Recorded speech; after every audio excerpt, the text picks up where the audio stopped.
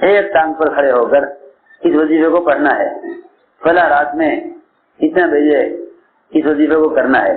اگر قرض کی ادائیگی کے لیے یہ کہہ دیا جائے کہ رات کے قیام اور تہجد کا اہتمام کر لو اور فجر کی نماز باجماعت ادا کر لو، تو اس کے لیے یہ عمل بھی بھاری ہوگا۔ لیکن اگر یہ کہا جائے کہ ایک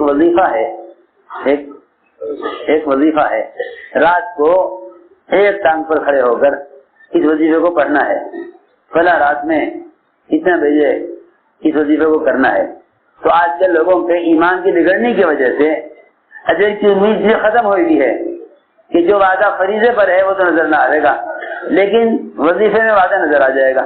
میں کیا بتاؤں تمہیں، کیسے سمجھاؤں؟ جتنے عامل ہوتے ہیں نا 24 گھنٹے کرنے والے، ان میں سے شاید ہی کوئی ہو ایسا، بظاہر تو نظر نہیں آتا، کہ جو فرائض کی قوت وظائف سے زیادہ بتلاتا ہوں۔ بسم اللہ الرحمن الرحیم۔ السلام علیکم ورحمۃ اللہ۔ حضرت جی مولانا سعد صاحب دامت برکاتہم کا بیان سماعت فرمائیے۔ بیان کو لائک اور شیئر کرنا مت بھولیے اور اپنی آراء سے ضرور آگاہ کیجیے۔ جزاکم اللہ خیر۔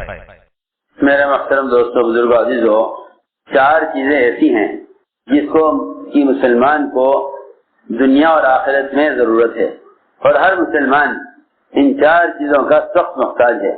4 چیزیں ایسی ہیں جس کی مسلمان کو سخت ضرورت ہے، ہر مسلمان ان کا محتاج ہے، لیکن یہ 4 چیزیں ایمان کے بغیر حاصل نہیں ہو سکتی۔ یہ 4 چیزیں ایمان کے بغیر حاصل نہیں ہو سکتی۔ 4 چیزیں ایسی ہیں جس کی مسلمان کو سخت ضرورت ہے، اور یہ 4 چیزیں ایمان کے بغیر حاصل نہیں ہو سکتی۔ سب سے پہلی چیز دین پر استقامت ہے۔ دین پر استقامت ہے، اس لیے کہ دین کے احکام پورے ہوتے نہیں استقامت کے بغیر۔ اس زمانے میں لوگ یہ سمجھتے ہیں کہ کسی ایک لائن کے حکم کو مضبوطی کے ساتھ تھامے رکھو، یہ استقامت ہے۔ بعض لوگ عبادات میں استقامت پر ہیں لیکن معاملات میں حکم توڑ رہے ہیں، بعض لوگ معاملات میں حکم پر ہیں لیکن عبادات میں سستی کر رہے ہیں، سمجھتے ہیں کہ یہ تو اللہ کا حق ہے، اللہ چاہیں معاف کر دیں، اللہ چاہیں عذاب دیں، اس لیے یہ کوئی اہم بات نہیں کہ بھئی یہ تمہارا اللہ کا معاملہ ہے، تم جانو تمہارا خدا جانے، تم عبادات میں فرائض میں کتنا حکم پورا کرتے ہو، یہ تمہارے اللہ کے درمیان کا معاملہ ہے، اس کا مخلوق سے کوئی تعلق نہیں۔ حالانکہ بات یہ نہیں ہے، بلکہ بات یہ ہے کہ جب بندے کا تعلق اللہ کی ذات کے ساتھ عبادات کے اعتبار سے بگڑ چکا ہوتا ہے پوری طرح، پھر اس کے بندوں کے درمیان کے معاملات بگڑتے ہیں۔ لوگ اپنے حقوق کا اور اپنے ساتھ بد اخلاقی کا اور اپنے ساتھ ظلم اور زیادتی کا ایک دوسرے شکوہ کرتے ہیں، اور یہ کہتے ہیں کہ بھئی آپ کا عبادات آپ جانو، آپ کا رب جانے، ہم سے تو تعلق اخلاق اور معاملات کا ہے۔ حالانکہ بات اصل یہ ہے کہ معاملات آپس کے بگڑیں گے جب، اور آپس کے اخلاق اور معاشرہ بگڑے گا جب اللہ کے حقوق کو ضائع کیا جائے گا، جب اللہ تعالیٰ کے حقوق کو ضائع کیا جائے گا، جب اللہ کے حقوق کو ضائع کیا جائے گا تو پھر بندوں کے آپس کے حالات تعلقات بگڑیں گے، اس لیے کہ دنیا میں سارا فساد صرف اس لیے ہے کہ اس نے اپنے اللہ کے درمیان کے معاملات کو بگاڑا ہے۔ میں نے ایک بات عرض کی ہے کہ ایمان کے بغیر اعمال پر استقامت نہیں، ایمان کے بغیر اعمال پر استقامت نہیں۔ لوگ سمجھتے ہیں استقامت یہ ہے کہ تم ایک کسی عمل کو مضبوطی کے ساتھ تھام لو، ایسا نہیں ہے، بلکہ اتنی استقامت تو منافقین کو بھی حاصل تھی کہ بعض فرائض اور اعمال ایسے تھے جن کو منافقین چھوڑنے کا تصور بھی نہیں کر سکتے۔ نماز چھوڑنا دور کی بات ہے، منافقین جماعت کی نماز بھی چھوڑتے نہیں تھے، جماعت کی نماز بھی چھوڑتے نہیں تھے، جماعت کی نماز بھی منافقین چھوڑتے نہیں تھے۔ اس زمانے میں لوگ کسی ایک لائن کے عمل کو کر کے سمجھتے ہیں کہ ہمیں استقامت ہے، نہیں، کسی ایک لائن کا حکم پورا کر دینا، اس سے جمع رہنا استقامت نہیں ہے، بلکہ پورے دین پر چلنا استقامت ہے، بلکہ پورے دین پر چلنا استقامت ہے۔ ہر لائن کا حکم پورا ہو، ہر لائن کا حکم پورا ہو، اس کو استقامت فرمایا ہے۔ فرمایا اللہ نے کہ استقامت کیا ہے اور استقامت کا راستہ کیا ہے۔ صراط مستقیم، استقامت کا راستہ وہ یہ ہے کہ تم اللہ کی کامل عبادت کرو، تم اللہ تعالیٰ کی کامل عبادت کرو۔ وَأَنِ اعْبُدُونِي هَذَا صِرَاطٌ مُسْتَقِيمٌ، اللہ یہ فرما رہے ہیں کہ صراط مستقیم یہ ہے کہ تم میری کامل عبادت کرو۔ لوگ عبادت میں سمجھتے ہیں کہ عبادت صرف اللہ کے حقوق کا ادا کرنا ہے۔ ہماری بات ذرا توجہ سے سننی ہوگی۔ لوگ سمجھتے ہیں کہ عبادت کا مطلب یہ ہے کہ تم اللہ کے حقوق ادا کرو، حالانکہ معاملات میں، معاشرے میں، اخلاق میں، ان تمام لائنوں میں اللہ کے حکم کا پورا کرنا یہ خود اللہ کی عبادت ہے۔ اللہ کے حکم کو پورا کرنا یہ خود اللہ کی عبادت ہے۔ دیکھو دھیان سے سننا، اللہ تعالیٰ کی کامل عبادت کا نام استقامت ہے، اور کمال عبادت یہ ہے کہ تم اس کے تمام احکام کو پورا کرو۔ معاملات کی لائن کے احکام نماز کی طرح اللہ کا حق ہیں، اگرچہ معاملات میں کے احکام اور معاملات میں تجارت اور دنیا کے مختلف کاموں میں انسانوں کا بھی نفع ہے، لیکن یہ سمجھ لینا کہ معاملات صرف مخلوق سے متعلق ہیں ایسا نہیں ہے، بلکہ معاملات اور معاشرہ اور اخلاق یہ سب کے سب عبادت میں داخل ہیں، یہ سب عبادت میں داخل ہیں۔ اگر معاشرے کے اعتبار سے آدمی غیروں کا طریقہ اختیار کرے، اگر معاشرے کے اعتبار سے مسلمان غیروں کا طریقہ اختیار کرے، میری بات توجہ سے آئے گی بہت، اگر معاشرے کے اعتبار سے مسلمان غیروں کا طریقہ اختیار کرے تو اس نے اللہ کے غیر کی عبادت کی ہے۔ ہماری بات بہت توجہ سے آئے گی۔ اس نے اگر معاشرے کے اعتبار سے غیروں کے طریقے اختیار کیے تو اس نے اللہ کے غیر کی عبادت کی ہے۔ اس نے اگر معاشرے کے اعتبار سے غیروں کے طریقے اختیار کیے تو اس نے اللہ کے غیر کو اپنا رب بنایا ہے۔ میری بات بہت توجہ سننا، یہ نہیں کہ آدمی نماز کو پابند ہو کر یہ سمجھے کہ میں اللہ کا حق ادا کر رہا ہوں۔ اللہ تعالیٰ نے عبادت صرف نماز کو نہیں فرمایا، اللہ نے عبادت صرف نماز کو نہیں فرمایا، اللہ نے عبادت صرف نماز کو نہیں فرمایا، بلکہ فرائض کی ادائیگی سے لے کر زندگی کے تمام شعبوں میں اتباع سنت تک یہ سارا کا سارا مجموعہ اس طرح عبادت ہے جس طرح نماز میں رکوع، سجدہ، قومہ، قاعدہ، جلسہ، تکبیر تحریمہ سے لے کر سلام پھیرنے تک ان سارے اعمال کے مجموعے کا نام نماز ہے۔ اس طرح ان سارے اعمال کے مجموعے کا نام نماز ہے، اس طرح اخلاق، معاملات، معاشرے اور عبادات اور اتباع سنت کی لائن کے تمام احکام کا پورا کرنا عبادت ہے۔ ہم نے ایک بات عرض کی ہے کہ ایمان کے بغیر عمل پر استقامت نہیں، اور استقامت کسی ایک لائن کا حکم پورا کرنے کا نام استقامت نہیں، بلکہ استقامت پورے دین پر چلنے کا نام ہے۔ استقامت پورے دین پر چلنے کا نام استقامت ہے۔ اللہ نے فرمایا وَأَنِ اعْبُدُونِي هَذَا صِرَاطٌ مُسْتَقِيمٌ۔ امام غزالی رحمۃ اللہ علیہ فرماتے ہیں کہ عبادت 10 چیزوں کا نام ہے، عبادت 10 چیزوں کا نام عبادت ہے۔ 10 چیزیں عبادت ہیں، جو آدمی 10 لائن کے اعتبار سے حکم پورا کر رہا ہو وہ عبادت پر ہے۔ نماز، روزہ، حج، زکوٰۃ، ذکر، تلاوت، دعوت اللہ کی محنت۔ سوچو تو صحیح کیسا عبادت کا لفظ کیسا مشتمل ہے اور کیسے جامع لفظ ہے۔ فرمایا دعوت اللہ کی محنت اور تجارت اور پڑوسیوں کے حقوق اور ہر ضرورت میں اتباع سنت، ہر ضرورت میں اتباع سنت۔ جو شخص ان 10 لائنوں کے اعتبار سے حکم پر چل رہا ہے وہ عابد کہلاتا ہے، وہ عابد کہلاتا ہے۔ جو ان 10 لائن کے اعتبار سے حکم پر چل رہا ہے وہ عابد کہلاتا ہے۔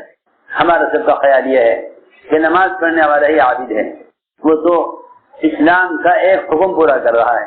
اگر کوئی شخص ایک سجدہ چھوڑ دے یا نماز کا ایک رکوع چھوڑ دے تو نماز ناقص ہوگی، اس کا اعادہ ضروری ہوگا۔ نماز ناقص ہو گئی، نماز ناقص ہو گئی۔ نماز کے ایک عمل کے چھوڑ دینے سے جیسے نماز ناقص ہو جاتی ہے، اس طرح اللہ کے احکام میں سے کسی ایک لائن کا حکم چھوڑ دینے سے دین ناقص ہو جاتا ہے۔ تو میں نے عرض کیا کہ عبادت ایک جامع لفظ ہے جس میں دین کے تمام احکام داخل ہیں، دین کے تمام احکام داخل ہیں۔ فرمایا ان اعبدونی ھذا صراط مستقیم۔ میرے دوستو عزیزو، اللہ کو رب ماننے کا تقاضا یہ ہے، اللہ کو رب ماننے کا تقاضا یہ ہے کہ اس کی غیر کی عبادت نہ کی جائے۔ اللہ کو رب ماننے کا تقاضا یہ ہے کہ اس کی غیر کی عبادت نہ کی جائے۔ تو جس طرح لوگوں نے معاملات کو عبادات سے الگ کیا، معاشرے کو عبادت سے الگ کیا، اور اس میں مسلمان خود مختار ہو گیا کہ ہاں نماز پڑھو، روزہ رکھو، حج اور زکوٰۃ ادا کر دو، پھر تم آزاد ہو زندگی میں۔ حالانکہ یہ فرائض تو اسلام میں داخلے کی شرائط تھی کہ آپ مسلمان ہو ہی نہیں سکتے جب تک آپ فرائض پر عمل نہ کریں، آپ مسلمان ہو ہی نہیں سکتے جب تک فرائض پر عمل نہ کریں۔ تو میں نے عرض کیا کہ لوگوں نے عبادت کو الگ کر دیا، اس کا نام تو رکھا نماز اور روزہ، حج اور زکوٰۃ۔ زندگی کے باقی شعبوں میں مسلمان آزاد ہو گیا، باقی شعبوں میں مسلمان آزاد ہو گیا۔ حالانکہ جس طرح نماز میں اللہ کے سامنے جھکنا یہ اللہ کو رب ماننے کا تقاضا ہے، میری بات دھیان سے سننا، جیسے نماز میں اللہ کے سامنے جھکنا اللہ کو رب بنانے کا تقاضا ہے، تو مسلمان اللہ کے غیر کے سامنے نہیں جھکے گا۔ میری بات توجہ سننا، جیسے مسلمان اللہ کے غیر کے سامنے نہیں جھکے گا۔ تو لوگ سمجھتے ہیں کہ جس طرح نماز صرف نماز عبادت ہے، اس طرح لوگ یہ سمجھتے ہیں کہ کسی کے اللہ کے غیر کے سامنے سر جھکانے کا نام اللہ کے غیر کی عبادت کرنا ہے۔ حالانکہ ایسا نہیں ہے، ایسا نہیں ہے کہ معاشرے میں، معاملات میں، اخلاق اور زندگی کے گزارنے کے طریقوں میں اگر مسلمان اللہ کے دشمنوں کے طریقوں کی طرف چل رہا ہے تو پھر یہ اللہ کے غیر کے سامنے جھکا ہوا ہے۔ جیسے عبادات کا تصور صرف نماز میں کر دیا، اس طرح جھکنے کا تصور بھی صرف عبادات میں کر دیا ہے۔ حالانکہ ایسا نہیں ہے۔ جس کا دل جس کے طریقے کی طرف مائل ہے اس کا دل اللہ کے غیر کی طرف جھکا ہوا ہے۔ اس لیے کہ بدن کا جھکنا یہ تو عبادت کی حیت ہے، بدن کا جھکنا یہ تو عبادت کی، میری بات توجہ چاہے گی بہت، بدن کا جھکنا یہ تو عبادت کی حیت ہے، بدن کا جھکنا عبادت کی حیت ہے، یعنی عبادت کا ایک طریقہ ہے بدن کا جھکنا، بدن کا جھکنا عبادت کا ایک طریقہ ہے۔ ایسی عبادتیں بھی ہیں جو نماز سے مختلف ہیں، حج ہے، کھا سکتے ہیں، بول سکتے ہیں، سو سکتے ہیں۔ نماز ایسا طریقہ ہے، عمل ہے کہ جس میں نہ کھا سکتے ہیں، نہ بول سکتے ہیں، نہ چل سکتے ہیں۔ روزہ ایک عبادت ہے، آپ سو بھی سکتے ہیں، چل بھی سکتے ہیں، کھا نہیں سکتے۔ میں نے عرض کیا کہ سر کا جھکانا یہ تو عبادت کی ادائیگی کا ایک عملی طریقہ ہے، ورنہ سب سے بنیادی بات یہ ہے کہ سب سے پہلے دیکھا جائے گا کہ دل کا جھکاؤ کس طرف ہے، دل کا جھکاؤ کس طرف ہے، دل کا جھکاؤ کس طرف ہے۔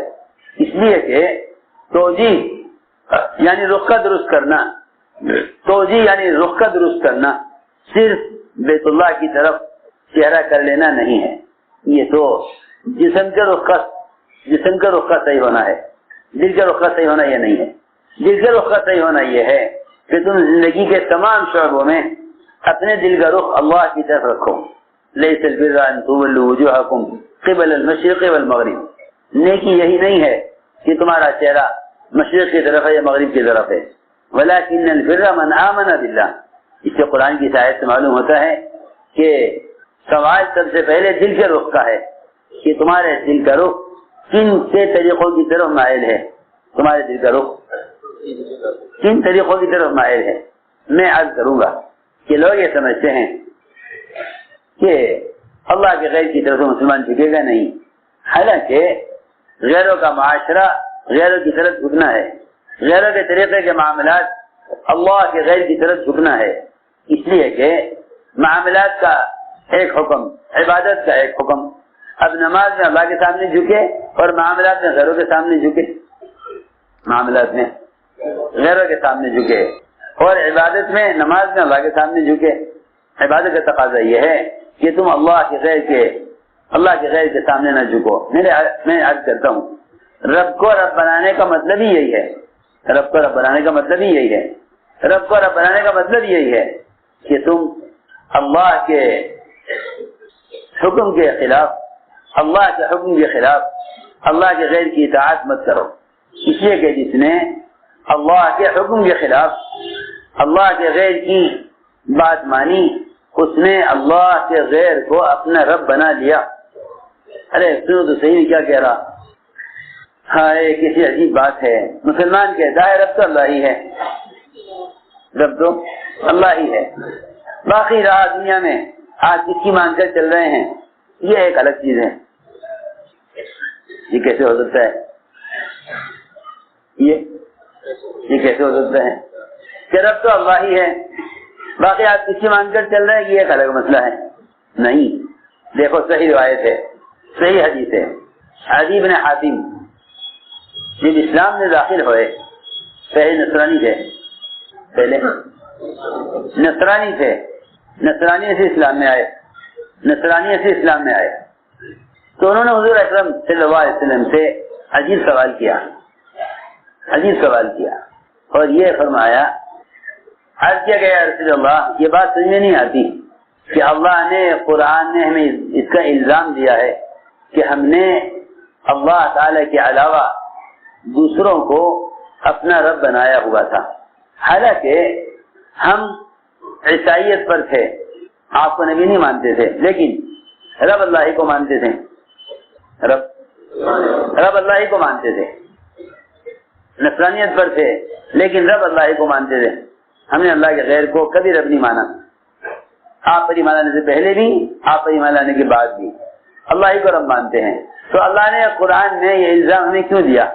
اتخذوا احبارهم ورهبانهم اربابا من دون اللہ، کہ یہود و نصارہ نے اللہ کے غیر کو اپنا رب بنایا ہوا تھا جبکہ ہم نے کبھی اللہ کے غیر کو رب نہیں بنایا. تو اللہ نے کیوں فرمایا قرآن میں یہ؟ آپ نے فرمایا اے عدی یہ بتلاؤ، یہ تمہارے علماء اور مشائخ اور تمہارے احبار اور رہبان اور تمہارے پادری اور پوپ یہ کہا کرتے تھے کہ یہ حلال ہے یہ حرام ہے، اور تم جانتے تھے کہ یہ غلط کہہ رہے ہیں.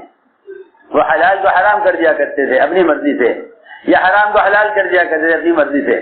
آپ ہمارے عدی تم ان کی بات مانتے تھے یا نہیں مانتے تھے؟ عدی ابن حاتم نے سر نیچے جھکا لیا اور یہ کہا کہ ہاں یہ بات تو ہے کہ ہم ان کی مان کر چلا کرتے تھے، حالانکہ ہم جانتے تھے کہ یہ غلط کہہ رہے ہیں. ہم جانتے تھے کہ یہ غلط کہہ رہے ہیں، یہ حلال کو حرام کر رہے ہیں اور حرام کو حلال کر رہے ہیں. ہم جانتے تھے کہ یہ غلط کہہ رہے ہیں لیکن ہم ان کی بات مانا کرتے تھے. سنو تو عجیب بات ہے، ہم ان کی بات مانا کرتے تھے جو پہلے ٹھیک ہے. فرمایا جب تم ان کی بات مان لیا کرتے تھے تو تم نے ان کو اپنا رب بنا لیا تھا. تم نے ان کو اپنا رب بنا لیا تھا. میں اس کو سمجھانا چاہتا تھا کہ رب بنانا کسی تصور کا نام نہیں ہے. رب بنا لینا اللہ کو یہ کسی دعوے کا یا کسی خیال کا نام نہیں ہے، بلکہ اللہ کو رب بنانے کا تقاضا یہ ہے کہ تم اس کے حکم کے خلاف اس کے غیر کی اطاعت مت کرو. اس لیے کہ عبادت اور اطاعت صرف اللہ کا حق ہے. اطاعت اور عبادت صرف اللہ کا حق ہے. اس کو رب بنانے کا ہے بھائی سو مت دھیان میں سنو. اللہ کو رب بنانے کا تقاضا یہ ہے کہ تم اس کے غیر کی اطاعت مت کرو. ورنہ میں نے یاد کیا تھا کہ لوگ سمجھتے ہیں کہ عبادت سر جھکانے کا نام ہے. صرف اگر یہی بات ہے پھر تو آدمی نماز پڑھ کر آزاد ہو جائے کہ میں تو عبادت اللہ ہی کی کرتا ہوں. نہیں، صرف یہ نہیں دیکھا جائے گا کہ نماز میں آپ کا رخ قبلے کی طرف ہے، بلکہ یہ دیکھا جائے گا کہ زندگی کے تمام شعبوں میں آپ کا رخ کس طرف ہے. یعنی آپ کا عمل اللہ تعالیٰ کے حکم کے مطابق ہے یا اس کے خلاف ہے. تو ہم نے ایک بات عرض کی ہے کہ ایمان کے بغیر اعمال پر استقامت نہیں ہوتی. جب ایمان نہیں رہا کرتا تو پھر مسلمان حکم پر چلتا ہے حالات کے اعتبار سے. حکم پر چلتا ہے حالات کے اعتبار سے. حکم پر چلتا ہے حالات کے اعتبار سے. کیونکہ کہ بھائی حالات دیکھو کیسے ہیں، حالات دیکھو کیسے ہیں۔ اسی لیے اللہ تعالیٰ نے قرآن میں منافقین کا جو حال بیان کیا ہے، کیونکہ اس کے پاس ایمان نہیں ہے، ایمان کے پاس نہیں ہے، تو اللہ نے منافقین کا جو حال بیان کیا ہے اس میں ہر جگہ یہ بیان کیا کہ منافقین حالات دیکھ کر چلتے تھے، منافقین حالات دیکھ کر چلتے تھے، کیونکہ نفاق کی جتنی بھی علامتیں ہیں وہ منافقین کے تعارف کے لیے نہیں ہیں، منافقین اس قابل نہیں ہیں کہ ان کا تعارف کرایا جائے قرآن میں۔ نفاق کی جتنی علامتیں قرآن میں بیان کی گئی ہیں وہ ایمان والوں کو ڈرانے کے لیے اور نفاق سے بچانے کے لیے بیان کی گئی۔ نفاق کی علامتیں کس کے لیے؟ منافق کے لیے نہیں، نفاق کی علامتیں ایمان والوں کے لیے بیان کی گئی ساری احادیث میں بھی۔ فرمایا لا تکونوا مثل فلاں، فلاں کی طرح مت ہو جانا، فلاں کی طرح مت ہو جانا۔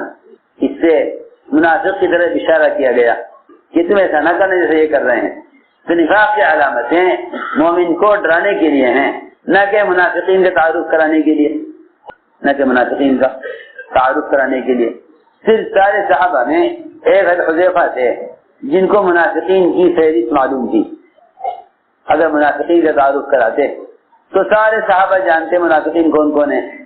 عمر جیسے وہ بھی نہیں جانتے تھے کہ کون کون منافق ہیں، وہ حذیفہ رضی اللہ عنہ سے یہ کہتے تھے حذیفہ تمہیں جو نام منافقین کے حضور اکرم صلی اللہ علیہ وسلم بتا رکھے ہیں میں کسی کا نام تم سے معلوم کرنا نہیں چاہتا، میں کسی کا نام تم سے معلوم کرنا نہیں چاہتا، میں صرف یہ چاہتا ہوں کہ یہ بتا دو کہ منافقین کی فہرست میں عمر کا نام ہے یا نہیں۔ نہیں پوچھا تم سے کہ منافقین کون کون ہیں، میں اس لیے بتا دو کہ منافقین کی فہرست میں عمر کا نام ہے یا نہیں، بس اتنا معلوم کرنا چاہتا ہوں۔ میں نے عرض کیا کہ جتنی بھی علامات نفاق ہیں قرآن میں وہ مسلمانوں کو ڈرانے کے لیے اور نفاق سے بچانے کے لیے ہیں، تو اللہ نے قرآن میں منافقین کا حال بیان کیا۔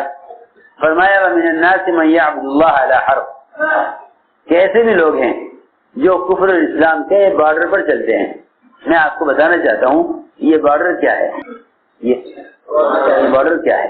اس زمانے کے جاہل قسم کے مسلمانوں نے اسلام میں ایک نیا راستہ نکالا ہے۔ آپ جانتے ہوں گے لمبے لمبے روڈ ہائی وے ہوتے ہیں سفر کے لیے، اور کچھ راستے ایسے ہوتے ہیں چھوٹے اور تنگ کہ آپ اگر اس گاؤں میں کو نکل جائیں تو یہ بائی پاس، اور یہ ادھر سے آپ آ جائیں تو راستہ مختصر ہو جائے گا، اگر آپ اس راستے کو نکل جائیں تو شارٹ ہو جائے گا۔ سمجھ آ رہی بات؟ ایسا ہی ہوتا ہے نا۔ یہی معاملہ مسلمان نے کیا ہے اسلام کے ساتھ کہ ایک راستہ اور تلاش کرو کوئی اس سیدھے راستے کے علاوہ، کیونکہ اس میں کچھ دقت بھی ہے، بھیڑ بھڑکا بہت ہے، گاڑیوں کا رش زیادہ ہے، اس میں ذرا دشواری ہوگی، ایک راستہ کوئی اور تلاش کرو۔ تو وہ مختلف قسم کے راستے مل جاتے ہیں کہ بھائی ایسے بھی تو ہو سکتا ہے، یہاں سے بھی تو جایا جا سکتا ہے، ادھر سے بھی تو نکلا جا سکتا ہے۔ بس یاد رکھیں میری بات، منافقین اس کوشش میں لگے رہتے تھے کہ جو راستہ طریقہ بتایا گیا ہے اس طریقے سے ہٹ کر کسی اور راستے سے بھی تو منزل تک پہنچا جا سکتا ہے۔ اس لیے فرمایا کہ یہ ایک راستہ ہے، اس ایک راستے کا اتباع کرو۔ فرمایا فلا تتبعوا السبل، گلیاں اور نئے نئے طریقے اختیار مت کرو ورنہ تم سیدھے راستے سے بھٹک جاؤ گے۔ میں عرض کر رہا کہ منافقین مستقل اس کوشش میں ہوتے تھے کہ کوئی ایسا راستہ نکالو کہ جس میں ہم نقصان سے بچ سکیں، جس میں نقصان سے بچ سکیں۔ اللہ نے خوب بیان کیا قرآن میں وَمِنَ النَّاسِ مَن يَعْبُدُ اللَّهَ عَلَى حَرْفٍ، کہ ایسے بھی لوگ ہیں جو کفر اسلام کے بارڈر پر چلتے ہیں، درمیانہ راستہ۔ اگر دیکھیں گے حالات اسلام کے خراب ہیں تو پلٹ جائیں گے کفر کی طرف کہ بھائی ہم تو کافروں کے ساتھ ہیں، اور جب دیکھیں گے حالات اسلام کے اچھے ہیں اور کفر کے حالات خراب ہو رہے ہیں تو یہ پلٹ جائیں گے اسلام کی طرف۔ یہ اللہ نے قرآن میں بیان کیا۔ ان اصابہ خیر اطمأن به، اگر دیکھیں گے کہ مال غنیمت اور فتوحات اور مسلمانوں کی آمدنی اور ان کی زراعت میں برکت، تو یہ آئیں گے اسلام کی طرف، اور اگر دیکھیں گے حالات خراب ہیں تو پلٹ جائیں گے کفر کی طرف۔ حالت یہ تھی کہ جب حضور اکرم صلی اللہ علیہ وسلم صحابہ سے وعدے فرماتے تھے دین پر، تو اس وقت صحابہ کرام کو حکم دیکھتے تھے اور منافقین حالات دیکھتے تھے، منافقین حالات دیکھتے تھے۔ اللہ مجھے معاف فرمائے، اس زمانے میں مسلمان حکم سن کر پہلے حالات دیکھتا ہے، پہلے حالات دیکھتا ہے۔ یہ اللہ کا حکم تو ہے، لیکن اس حکم پر عمل کرنے کے حالات ہیں یا نہیں ہیں؟ تو حالات تو بدلیں گے، کیونکہ حالات میں قرار نہیں۔ حال کو حال کہتے ہی اسی لیے کہ وہ بدلتا ہے، حال کو حال کہتے ہی اس لیے ہے کہ وہ بدلتا ہے، حال کو حال کہتے ہی اس لیے ہے کہ وہ بدلتا ہے۔ حال ایک حالت الباقی نہیں رہتا، حال کہتے ہیں ما یحول، کہ جو بدلے گا، ایک حالت الباقی نہیں رہے گا۔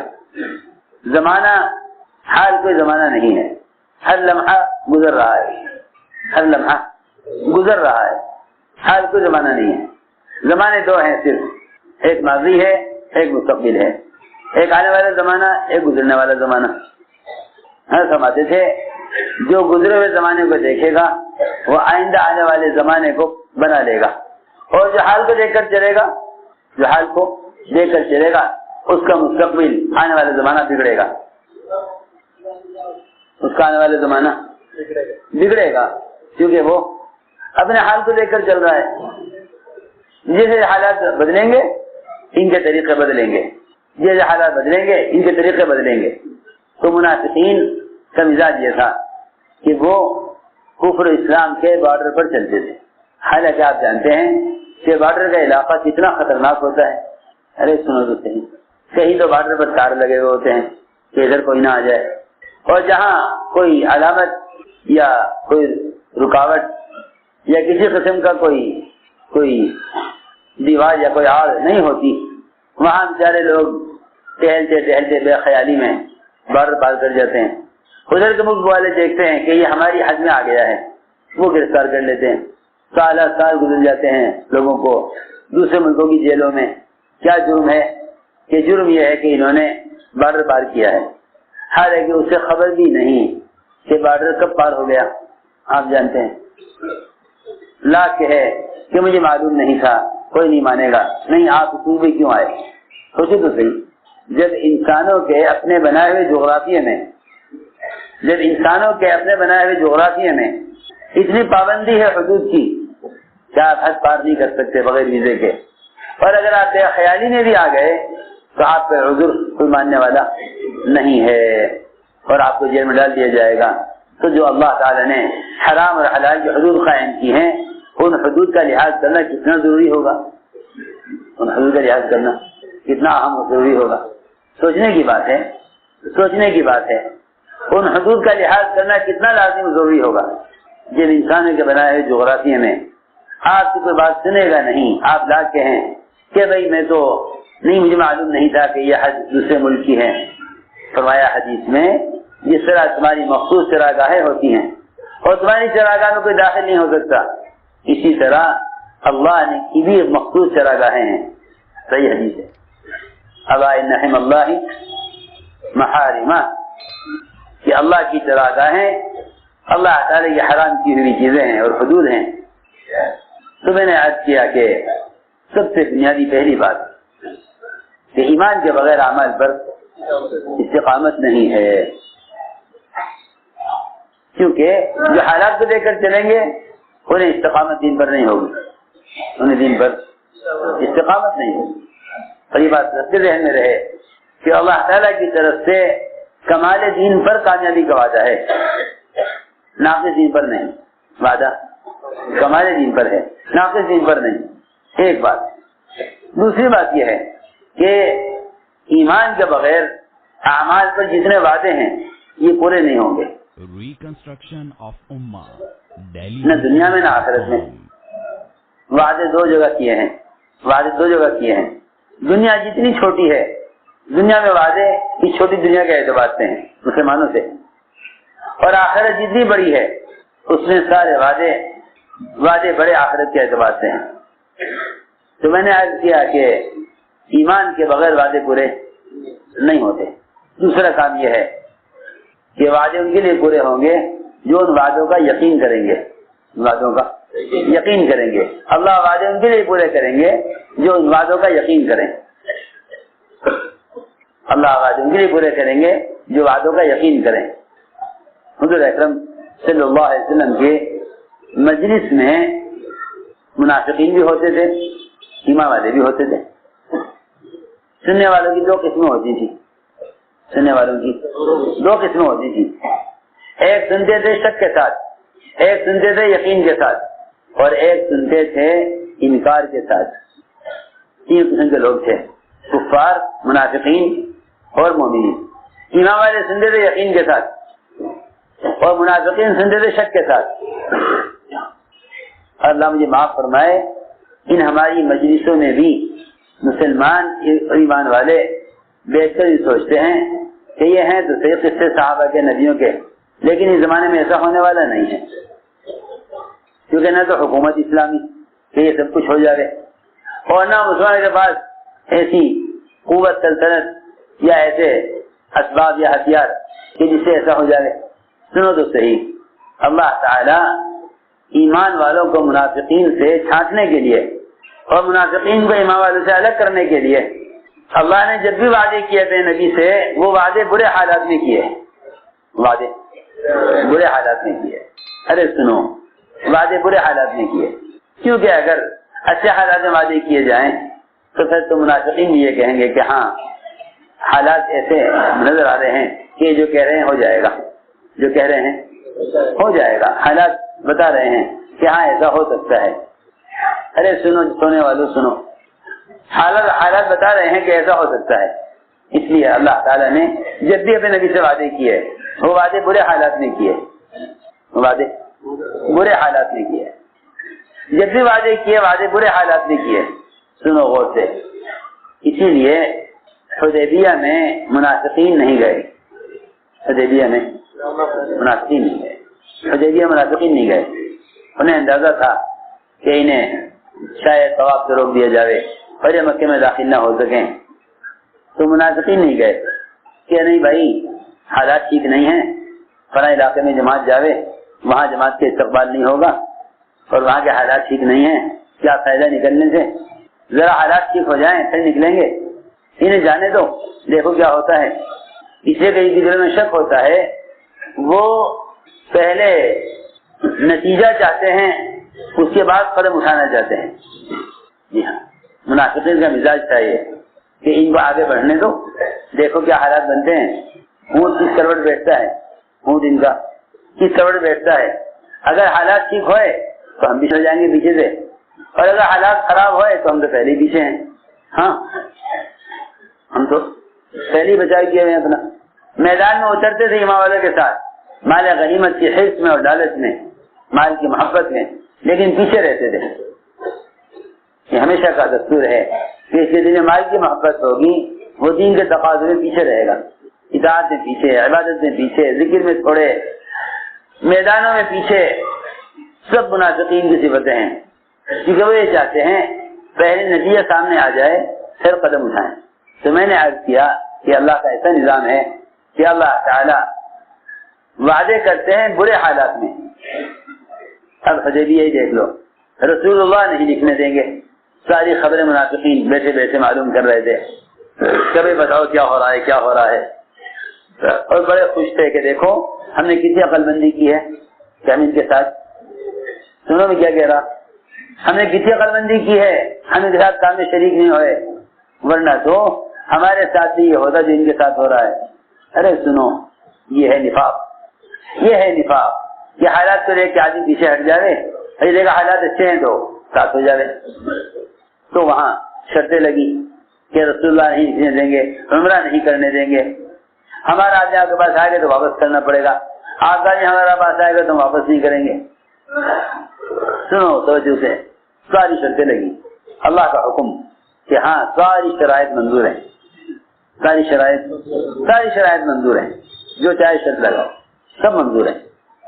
ایمان والے بیچارے یوں پریشان کہ حق پر ہوتے ہوئے دفتر سوا کر رہے، لیکن ابھی یہاں سے ہٹے ہی نہیں تھے کہ اللہ تعالیٰ نے فرمایا انا فتحنا لک فتحا مبینا کے لیے، یہ کھلی فتح کے لیے، آپ کے لیے کھلی فتح۔ ارے سنو توجہ سے، تم نے حکم پورا کر دیا، ہم نے وعدہ پورا کر دیا، حالانکہ حالات فتح کے نہیں ہیں۔ آپ دیکھیں کہ ساری شرطیں کفار کی مانی جا رہی، اپنے کو شرط کو سننے کو تیار نہیں، اتنا ظلم زیادتی، لیکن حکم ہے اللہ کا پورا کرنا ہے، حکم ہے اللہ کا یہ پورا کرنا ہے۔ وہاں سے ہٹے نہیں تھے کہ اللہ تعالیٰ نے صرف فتح نازل کر دی۔ ادھر خندق میں سردی زیادہ، منافقین اجازت لے لے کے سب واپس ہو گئے، تعداد کم، دشمن زیادہ، ہتھیار کم، خوف زیادہ، کھانے کو کچھ نہیں، بھوک زیادہ، اور پہننے کو کپڑے نہیں، سردی بہت زیادہ، سردی بہت زیادہ، پہننے کو کچھ نہیں، سردی بہت زیادہ۔ ان حالات میں منافقین نے دیکھ لیا کہ کسی بھی طرح سے کوئی امید غالب آنے کی یا خیر کی ملنے کی یا فتح کی کوئی امید نہیں ہے۔ چنانچہ ایمان والوں کے ایمان کے امتحان لینے کے لیے حضور اکرم صلی اللہ علیہ وسلم نے جب چٹان کو توڑا، اس رات میں کدال ماری اور وہ چٹان ایسی ریزہ ریزہ ہو گئی جیسا بکھرا ہوا بھالو اور ریت ہوتا ہے۔ تو آپ نے فرمایا کہ مجھے اس چٹان کے توڑنے میں اس کی روشنی سے پر مجھے سارے قیصر کی طرح کے محلات دکھلا دیے گئے جو فتح ہو گئے۔ حالانکہ دیکھ رہے خندق کا حال، دیکھ رہے خندق کا حال، اپنی حفاظت کے لیے گڑھا کھود رہے اپنے دشمن کے درمیان، دیکھ رہے خندق کا حال، لیکن اللہ تعالیٰ کی طرف سے، اللہ تعالیٰ کی طرف سے وعدہ یہ ہے کہ ہم نے قیصر کسریٰ کے محلات کو آپ کے لیے فتح کر دیا اور ان کے سارے خزانے آپ کو دے دیے اور ان کی بیویوں کو اور ان کی کنیزوں کو ہم نے آپ کے لیے بامیہ بنا دیا۔ تو منافقین نے یہ کہا کہ جب اللہ ان کو اتنا دینے والے ہیں اور جیسا یہ کہتے ہیں قیصر کسریٰ کے محلات فتح ہونے والے ہیں تو اللہ انہیں کھانے کیوں نہیں دیتا؟ یہ الجھن، یہ الجھن منافقین کو۔ اس سے انہوں نے کہا کہ نہیں، یہ سارے وعدے دھوکہ ہیں، سارے وعدے دھوکہ ہیں۔ دیکھو میری بات سنو، یہ تھی وہ بات جو میں عرض کرنا چاہتا تھا کہ منافقین کا نفاق بڑھتا تھا ایسی خبریں سن کر۔ انہوں نے کہا ما وعدنا اللہ ورسولہ الا غرورا، کہ سارے وعدے دھوکہ ہیں، کچھ نہیں ہوگا، کیونکہ حالات بتا رہے ہیں۔ ادھر ایمان والوں کا ایمان بڑھا، هذا ما وعدنا الله ورسوله وصدق الله ورسوله وما زادهم الا ایمانا وتسلیما، کہ ایمان والوں کے ایمان میں اضافہ ہوتا تھا وعدے سن کر، اور منافقین کے نفاق میں اضافہ ہوتا تھا وعدے سن کر، اور کفار جو سنتے تھے ظاہر کے خلاف کوئی خبر تو وہ انکار کرتے تھے، وہ انکار کرتے تھے، اس لیے کہ کفار ظاہر پرست اور منافقین وہ ان کے دل میں شک بھرا ہوا۔ تو میں نے عرض کیا کہ ایمان کے بغیر وعدے پورے نہیں ہوتے، کوئی کتنا بھی ایمان والوں کے ساتھ رہے لیکن وعدے ان کے لیے پورے ہوں گے جو وعدوں کا یقین کریں۔ یہاں تو صبح کی تعلیم میں جو حدیث سنی ہے وہ ظہر کی نمازیں بھول جائیں گے، اور جو تعلیم میں حدیث ظہر کے بعد سنی ہے وہ عصر میں بھول جائیں گے، وہ عصر میں سنو تو صحیح، جو تعلیم میں سنی ہے حدیث صبح وہ ظہر میں یاد نہیں، جو ظہر کے بعد تعلیم حدیث سنی ہے وہ عصر میں یاد نہیں، کیونکہ جب اللہ کے وعدوں کا اور اعمال کے فضائل کا استحضار، یہاں سے اٹھ جاؤ وہاں جا کے سو جاؤ، یہاں بیٹھ کے سو مت، جب اللہ کے وعدوں کا دھیان استحضار نہیں رہے گا تو آدمی ان شعبوں میں حکم توڑے گا۔ میں عرض کرتا ہوں، اگر دکان پر بیچنے والے کو نماز کی چھوڑنے کی وعید معلوم یاد نہیں تجارت کے وقت، اور گناہ کرنے والے کو گناہ کے وقت اس گناہ کی وعید یاد نہیں، تو یہ اس وعید کو یاد رکھے بغیر گناہ سے بچ نہیں سکتا، اور نماز چھوڑنے کی وعید کو یاد رکھے بغیر نماز کے لیے دکان کو چھوڑ نہیں سکتا۔ تعلیم کوئی تبلیغ کا وظیفہ نہیں ہے، بلکہ ہر وقت اعمال پر ملنے والے وعدے اور گناہوں پر وعیدیں یہ ہر وقت یاد رکھنے کی چیز ہے. صحابہ کرام جس وعدے کو سنتے اس کے منتظر ہوتے تھے. تعلیم کا حلقہ چل رہا, صحابہ بیٹھے ہوئے آگے. آپ نے فرمایا کہ تم ہیرا کا علاقہ فتح کرو گے, عراق کا شہر ہے, تم وہاں فاتحہ داخل ہوگے تو وہاں ایک لڑکی ہوگی جس کا نام شیما بنت بقیلہ ہوگا. بڑی مالدار, سفید خچے پر سوار, کالی اوڑھنی اوڑے ہوئے, ایسی لڑکی. تو آگے بیٹھے تھے پرانے صحابہ, اور ایک صحابی اسی وقت آئے ہجرت کر کے, یہ بھی اسلام میں داخل ہوئے, یہ بھی اسلام میں داخل ہوئے. وہ حلقے میں پیچھے بیٹھے ہوئے, حلقے میں پیچھے بیٹھے ہوئے. جب انہوں نے سنا تو وہیں سے آواز دے کر کہا, کھڑے ہو کر عرض کیا گیا, رسول اللہ یہ لڑکی جو آپ کہہ رہے ہیں نا ایسی مالدار خوبصورت ہوگی, یہ آپ مجھے دے دیجیے, یہ آپ مجھے دے دیجیے. فرمایا ہی ادا کا, یہ لڑکی تمہاری ہو گئی, یہ لڑکی تمہاری ہو, تم لے لو. چنانچہ انہیں یقین تھا کہ ملے گی, آپ کی وفات ہو گئی, وہ لڑکی نہ ملی. حضرت بکر کا زمانہ آ گیا, وہ زمانہ گزر گیا, وہ لڑکی نہ ملی. حضرت عمر کا زمانہ آ گیا, وہی پورا ہو گیا. انہیں انتظار کہ نہیں, یہ تو ممکن نہیں ہے کہ نہ ملے, یہ تو ممکن ہے, یہ تو ممکن نہیں کہ نہ ملے, ملے گی. یہ آپ نے فرمایا ہے. حضرت عثمان کے زمانے میں علاقہ فتح ہوا, عثمان کے زمانے میں فرماتے ہیں ہماری جماعت کی تشکیل کی گئی ہیرا کی طرف. میں سمجھ گیا کہ اب ہیرا کی طرف جماعت جا رہی ہے, یقینی بات ہے کہ وہ زمانے کا وعدہ اب پورا ہوگا, وعدہ اب پورا ہوگا, وعدہ اب پورا ہوگا. فرماتے ہیں کہ جیسے ہی وہاں داخل ہوئے ہیرا کے علاقے میں جماعت کو چھوڑ کر تلاش میں نکل گیا میدان میں کہ وہ لڑکی کہاں کھڑی ہے. فرماتے ہیں جیسے ہی میں میدان میں گیا, سامنے وہ لڑکی سفید خچر پر سوار, کالی اوڑھنے اوڑے ہوئے. میں نے خود ہی کہا اس کا نام لے کر, تو شیما بنت بقیلہ ہے؟ تو نے کہا میں شیما ہوں. چل, فرماتے میں نے اس کا قبضہ کر لیا, اسے میں نے قبضہ کر لیا, میں نے اس کا قبضہ کر لیا. لوگوں نے کہا امیر صاحب ایسی لڑکی ہے, بڑی حسین ہے, شہزادی ہے, بہت مالدار ہے, سونے سے لدی ہوئی ہے, اور یہ کیا ہوا کہ مال غنیمت تقسیم ہوا نہیں, انہوں نے پہلے قبضہ کر لیا آپ سے پوچھے بغیر. یہ تو نہیں ہونا چاہیے. اسے بلائیے آپ قرآن بن عوف کو, اور بلا کر پوچھیے کہ اس نے ایسا کیوں کیا ہے. لڑکی واپس لیجیے اس سے, اس پر تو اتنا زیور ہے. بلایا امیر صاحب نے کہ بھائی تم نے کیسا قبضہ کر لیا اس پر. کب قبضہ؟ اپنی چیزوں کا قبضہ ہوتا ہے, اپنی چیزیں ہماری آج سے تھوڑی ہے, اس زمانے سے ہے. رسی ہوئی تھی امانت رسی ہوئی تھی, آج جی ملی ہے. کیا بات کہا تمہاری کیسے ہے کہ حضور اکرم صلی اللہ علیہ وسلم کے زمانے میں تعلیم کا حلقہ ہو رہا تھا, آپ نے اس کو بیان فرمایا, میں نے عرض کیا لڑکی مجھے دے دیجیے, فرمایا تمہاری ہو گئی. میں گواہ لاؤ. گئے صحابہ کے پاس, جا کے کہا, اعلان کیا ساتھیوں میں کہ بھائی تم میں سے کوئی ایسا آدمی اس حلقے میں ہے جو فلاں دن فلاں زمانے میں فلاں سن میں حضور اکرم صلی اللہ علیہ وسلم تعلیم کے حلقے میں بیٹھا ہوا ہو, اور آپ نے اس لڑکی کے بارے میں بیان کیا تھا, اور میں نے کھڑے ہو کر کہا کہ لڑکی مجھے دے دیجیے. کوئی ہے آپ زمانے کا کوئی آدمی؟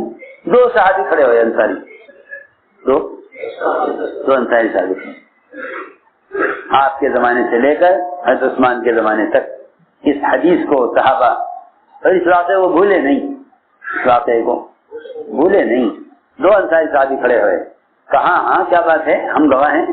کوئی انکار کرتا ہے کہ لڑکی آپ کی نہیں ہے, ہم گواہ ہیں, ہم تو آگے بیٹھے تھے تعلیم میں, آپ پیچھے بیٹھے تھے, آپ نے کہا تھا کہ لڑکی مجھے دے دیجیے, تو حضور اکرم صلی اللہ علیہ وسلم نے لڑکی آپ کے لیے کر دی تھی, چلیے ہم گواہی دیں گے امیر صاحب کو. کہاں ہیں 2 انصاری صحابی آئے, کہاں یہ صحیح کہہ رہے ہیں, یہ لڑکی انہی کی ہے. روایت میں ہے کہ انہوں نے لڑکی کو ان کے حوالے کر دیا. میں عرض کر رہا تھا کہ وعدے پورے ہوتے ہیں یقین کرنے والوں کے لیے, وعدے پورے ہوتے ہیں یقین کرنے والوں کے لیے. شک کرنے والے اللہ سے بدگمان ہو جاتے ہیں, شک کرنے والے اللہ سے. اور کیوں شک ہوتا ہے؟ سنو, شک اس لیے ہوتا ہے کہ لوگ نظام کائنات کو اصل سمجھتے ہیں، لوگ نظام کائنات کو اصل سمجھتے ہیں، اس لیے شک پیدا ہوتا ہے۔ نظام کائنات اصل نہیں ہے، نظام کائنات اصل نہیں ہے، نہ نظام کائنات اصل ہے اور نہ ان نظام کائنات میں حکام اصل ہیں، بلکہ اللہ کے احکام اللہ کا ضابطہ ہیں، اور مسلمان اصل کائنات ہے۔ کیا بتاؤں، اس زمانے کے مسلمان کہتے ہیں حکام چاہیں گے تو ہوگا، اور اللہ یہ کہہ رہے ہیں کہ نہیں، میرا مسلمان بندہ اگر چاہے گا تو میں یہ کر دوں گا۔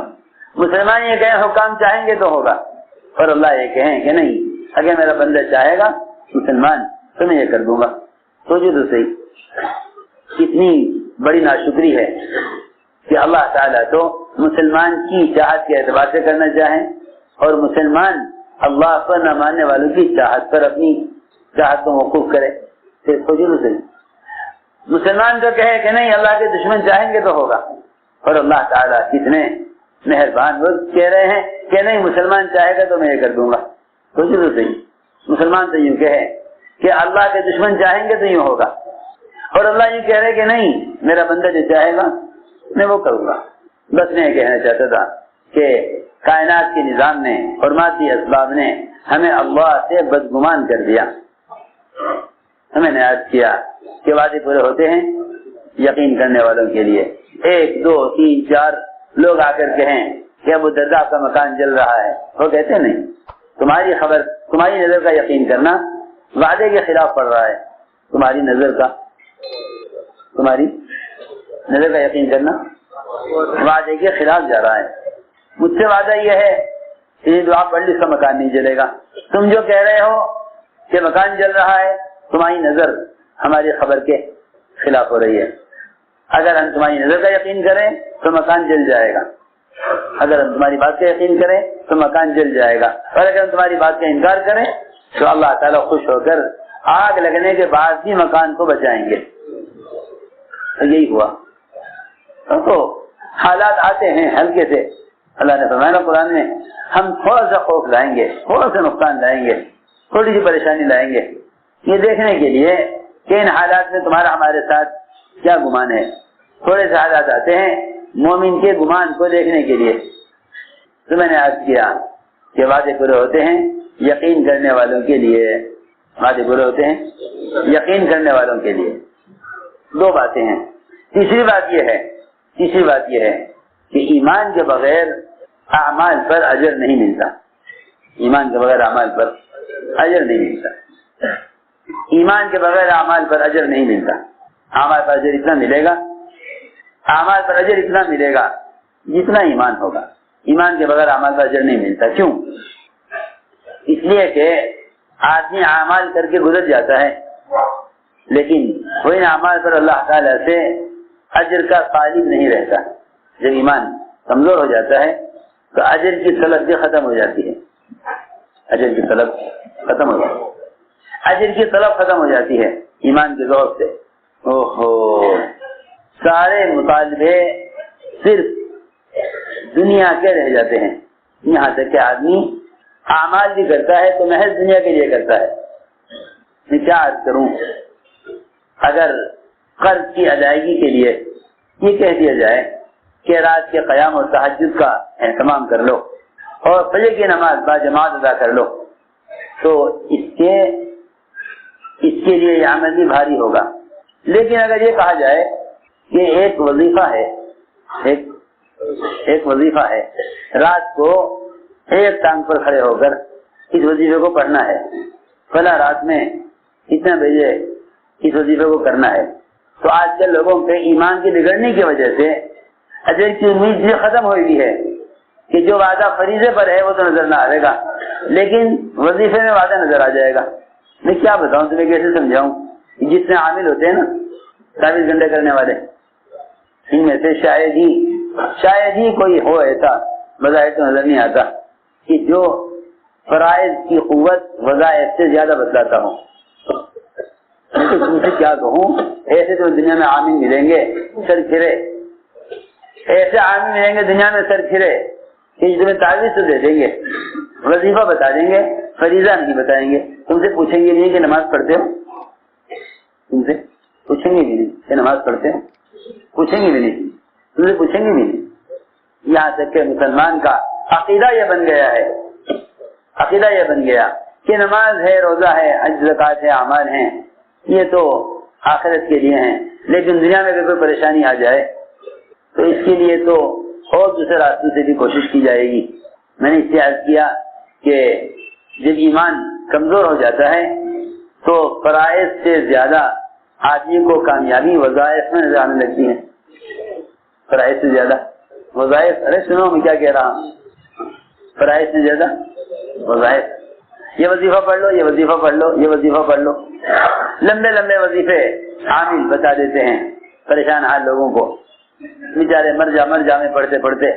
اس لیے کہ جب ایمان نہ رہے گا تو جو وعدے عمل کے ساتھ ہیں ان وعدوں کا یقین نہ ہونے کی وجہ سے آدمی وہ راستے اختیار کرے گا اس پر کوئی وعدہ نہیں ہے. اس لیے کہ وعدوں کا یقین نہیں تو عمل تو خود بخود چھوٹیں گے. میں عرض کر رہا تھا کہ آدھی رات کھڑے ہو کر وظیفہ پڑھنا تو آسان ہو جائے گا، کیونکہ عقیدے کی خرابی نے عملیات کا یقین پیدا کر دیا اور اعمال اور فرائض کا یقین ختم کر دیا. یہی وجہ ہے کہ جتنے بھی عامل ہیں یہ پریشان حال لوگوں کو وظیفے بتاتے ہیں. کیا بتاتے ہیں؟ وظیفے بتاتے ہیں. جی ہاں، لوگ پریشانی لے کے ان کے پاس آتے ہیں اور یہ ایک سے بھی نہیں پوچھتے کہ تم نماز پڑھتے ہو. جو آدمی نماز نہیں پڑھتا، جب اس کے اسلام میں کوئی حصہ نہیں تو کون سا ایسا عمل یا تعویذ ہوگا جو اس کو جس کی پریشانی کو دور کر دے. اندازہ کریں، جس کارخانے میں آپ شریک نہیں اور آج کسی کوئی پارٹنرشپ نہیں، آپ بتائیے کیا اس کارخانے سے آپ کوئی نفع حاصل کر سکتے ہیں؟ بالکل بھی نہیں. اسلام اللہ کا ضابطہ ہے، دنیا اس کا کارخانہ ہے. آپ اس کا حکم پورا کیے بغیر اس کے کارخانے سے کوئی خیر حاصل نہیں کر سکتے. یہی بات ہے. تو جو آدمی نماز چھوڑ دے اس کے اسلام میں کوئی حصہ نہیں، جو نماز چھوڑ دے اس کے اسلام میں کوئی حصہ نہیں. میں اس کو عرض کر رہا تھا کہ اس زمانے میں لوگوں کے لیے فرائض مشکل، وظائف آسان. جی ہاں، آپ فلاں تاریخ میں فلاں رات میں اتنے بج کے اتنے منٹ پر یہ عمل کر لیں، آپ کا کام ہو جائے گا.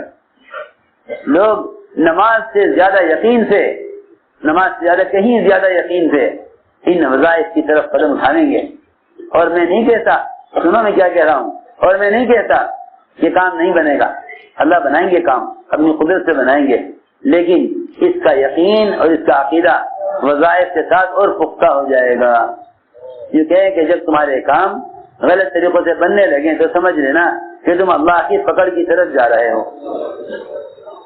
جب تمہارے کام غلط طریقوں سے بننے لگیں، جب تمہارے کام غلط راستوں سے بننے لگیں تو سمجھ لینا کہ اللہ کی پکڑ کی طرف جا رہے ہو. اس لیے کہ اللہ تعالیٰ کا دستور یہ ہے کہ جو اس کے حکم کو توڑ کر کامیابی دیتے ہیں اللہ انہیں کامیاب کر دیتے ہیں، جن کے ساتھ خیر کا ارادہ نہیں کرتے. اور اس طرح خیر کا ارادہ کرتے ہیں اللہ تعالیٰ ان کے غلط کاموں میں رکاوٹیں پیدا کرتے رہتے ہیں. شاید یہ توبہ کر کے صحیح راستے پر آ جائے، نہیں مانتا تو اللہ تعالیٰ پھر اس کے لیے سہولتیں اور کامیابیوں کے دروازے کھول دیتے ہیں.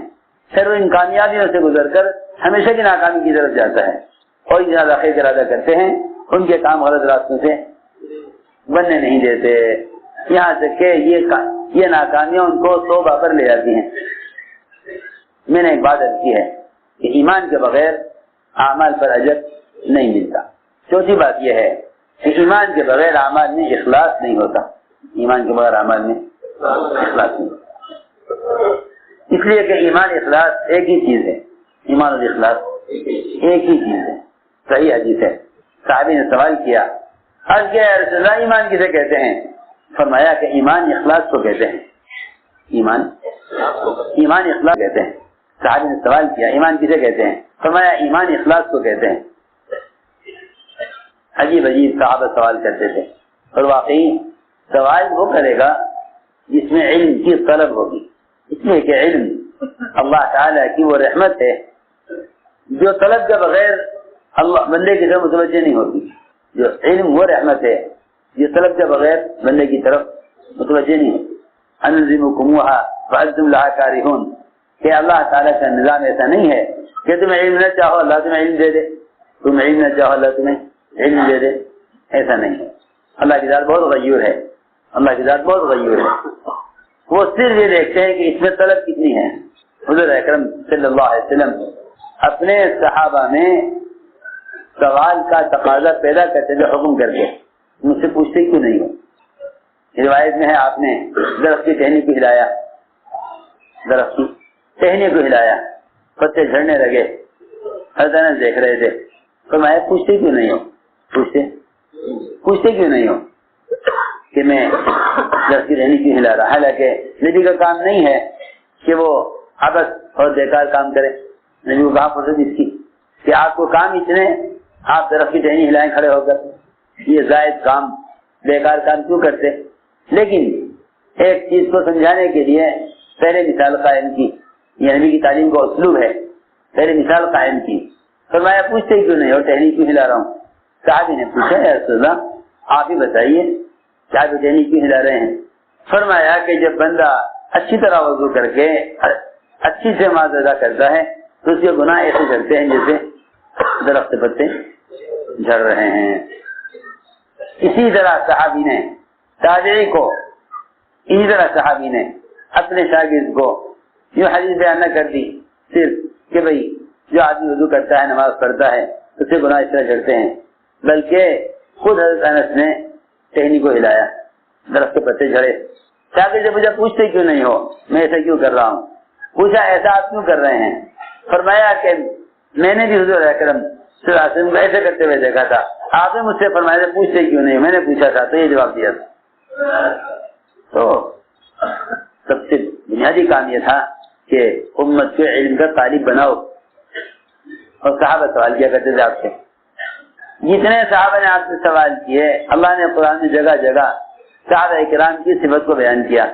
یہ آپ سے پوچھتے ہیں, یہ آپ سے پوچھتے ہیں, یہ آپ سے پوچھتے ہیں, آپ نے یہ جواب دیجیے, انہیں یہ جواب دیجیے. Reconstruction of Ummah, dailymarkers.com.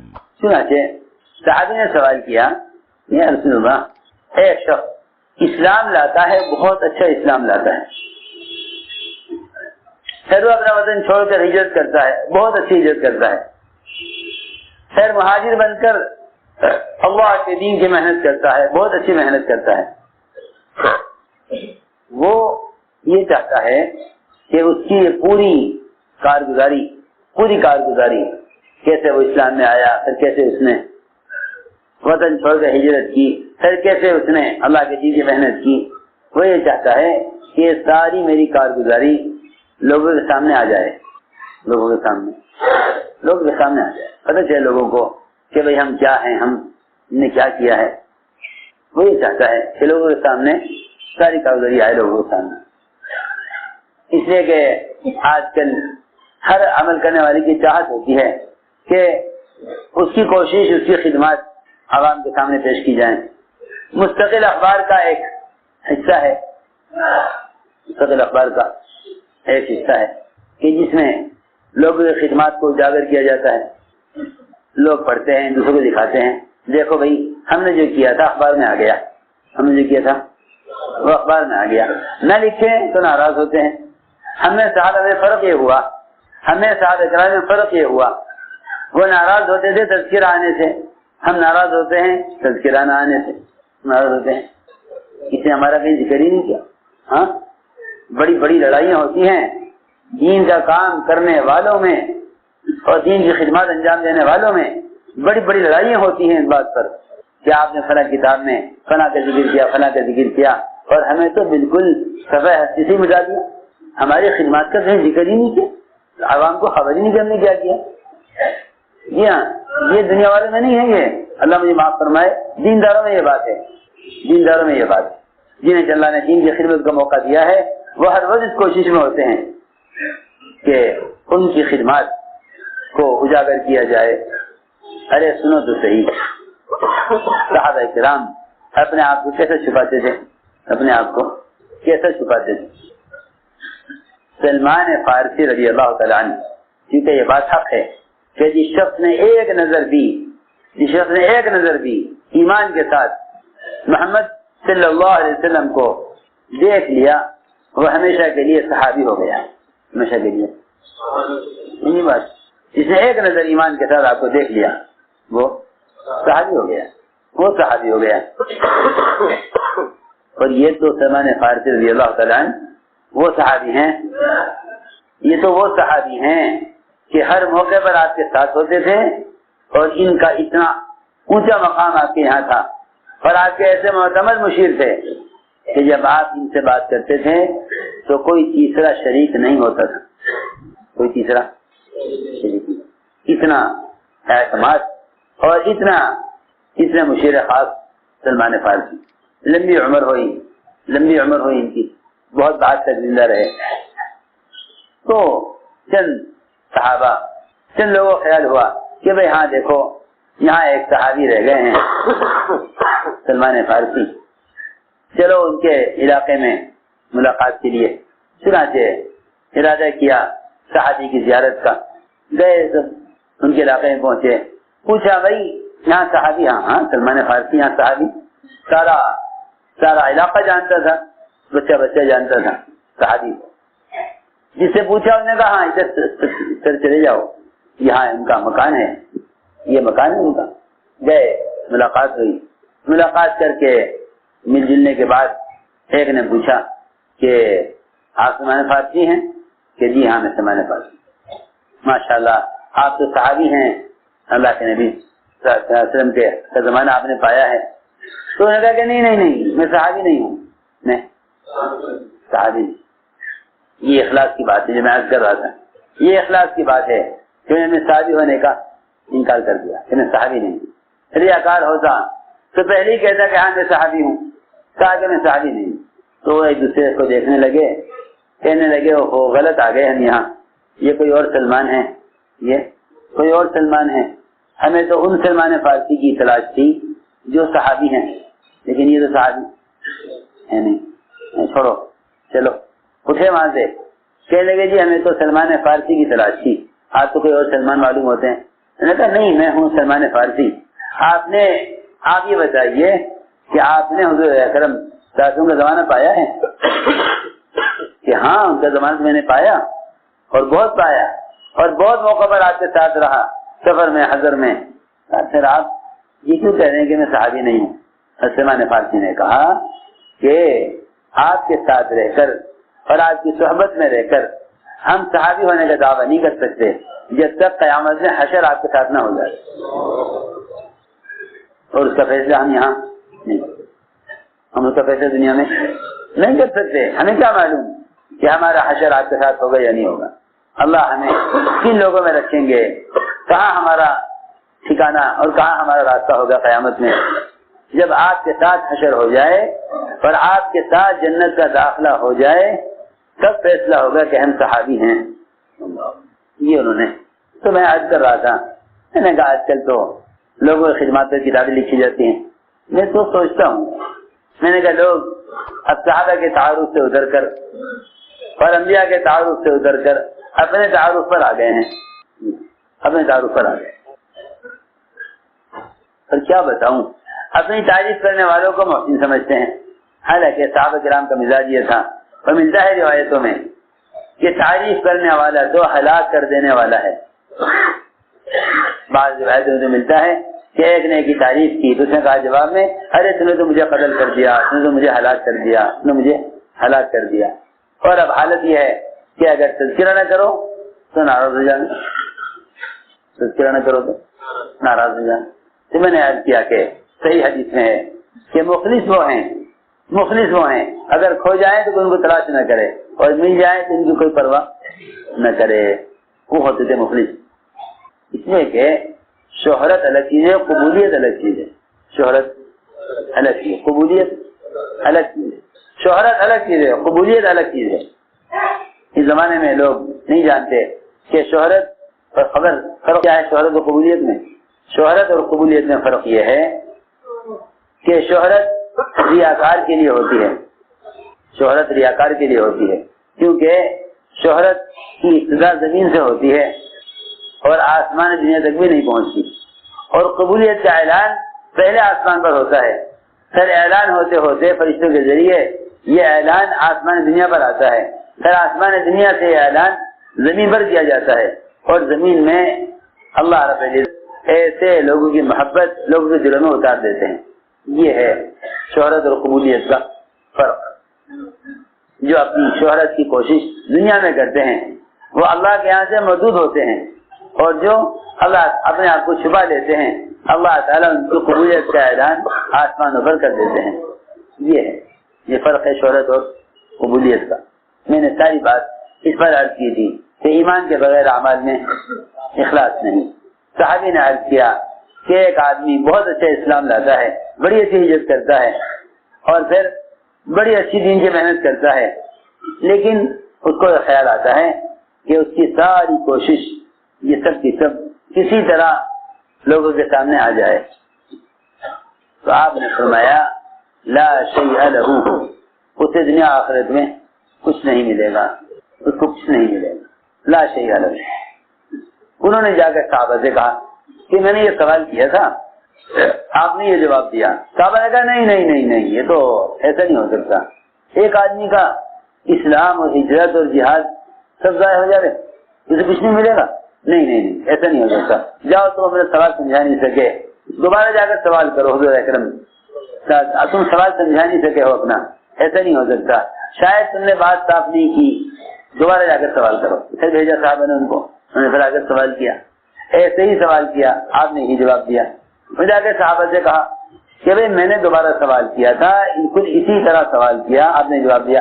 صحابہ نے کہا نہیں نہیں ایسا نہیں ہو سکتا, تم اپنا سوال سمجھا نہیں سکے, پھر جا کر سوال کرو. روایت میں 3 مرتبہ آ کر انہوں نے سوال کیا, آپ نے ایک ہی جواب دیا لا شیء لہ, کہ اسے کچھ نہیں ملے گا. میرے دوستو عزیزو, دنیا تو پھر بہت دور کی چیز ہے. اگر کوئی شخص اللہ کے دین کو دنیا میں قائم کرنے کی غرض سے نکلے اور ایک تیر کا بھی ارادہ کر لے, ایک تیر, حالانکہ تیر اللہ کے راستے میں چلانے کا اگر نشانے پر نہ بھی پہنچے تب بھی اجر ملے گا. آدھائے قتال میں سے ہے تیر چلانے کے بڑے فضائل اللہ کے راستے میں. نشانے پر پہنچے یا نہ پہنچے, کہ تیر بنانے والے کو اجر, تیر پکڑانے والے کے لیے اجر, تیر بیچنے خریدنے والے کے لیے اجر. اتنا اجر اس تیر پر. اور قتال کے حالات میں سے ہے, قتال کے حالات میں سے ہے. صحابی نے سوال کیا, حج کیا گیا رسول اللہ, ایک آدمی اللہ کے راستے میں نکلتا ہے اللہ کے کلمے کو بلند کرنے کے لیے اور اس کے دین کو دنیا میں پھیلانے کے لیے, تو آپ کا کیا خیال ہے اگر وہ نکلنے کے زمانے میں ایک تیر کا ارادہ کر لے کہ مجھے تیر مل جائے؟ تو آپ نے فرمایا اس کے لیے دنیا اور آخرت میں اس تیر کے سوا اور کچھ نہیں. دنیا آخرت میں اس تیر کے سوا اور کچھ نہیں. تیر مل جائے گا اور کچھ نہیں, تیر مل جائے گا اور کچھ نہیں. یہ میں نے عرض کیا کہ ایمان کے بغیر اعمال میں اخلاص بھی نہیں ہے, اس لیے کہ ریا شرک کو کہتے ہیں اور اخلاص ایمان کو کہتے ہیں. اخلاص ایمان ایک چیز ہے, شرک اور ریا ایک چیز ہے. شرک اور ریا ایک چیز ہے, ایمان اور اخلاص ایک چیز ہے.